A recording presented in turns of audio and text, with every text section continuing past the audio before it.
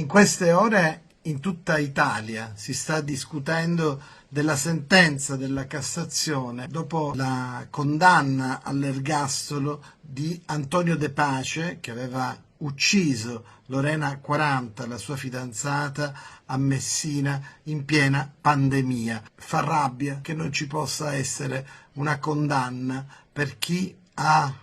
ucciso barbaramente una ragazza promettente, una ragazza che si è quasi laureata in medicina e che aveva come sogno nel cassetto quello di fare la pediatra, e sicuramente questo suo sogno si sarebbe realizzato visto le capacità che aveva dimostrato nei 5 anni di studio presso l'Università di Messina. Ricordo ancora la mattina di questo terribile femminicidio, quando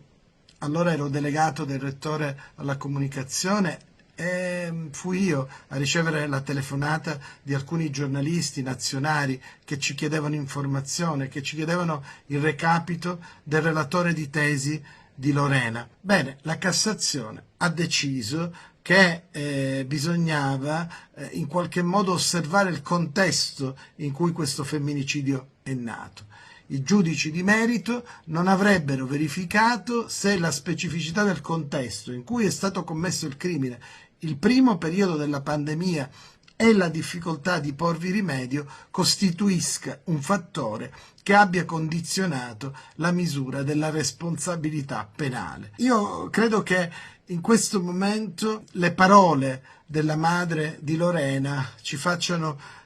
comprendere quale può essere lo stato d'animo dei due genitori, che ho avuto l'onore e il privilegio di conoscere, due persone molto semplici, due persone meravigliose, che hanno detto: nostra figlia è stata uccisa una seconda volta. Ed è questo un po' quello che i genitori hanno detto e che buona parte dell'opinione pubblica pensa. C'è anche lo sdegno di tutto il mondo politico, del mondo dell'associazionismo che si occupa di violenza sulle donne. Quindi tutti siamo attoniti, tutti cerchiamo un segnale da parte delle autorità più alte dello Stato per capire se ci possa essere giustizia per la povera Lorena.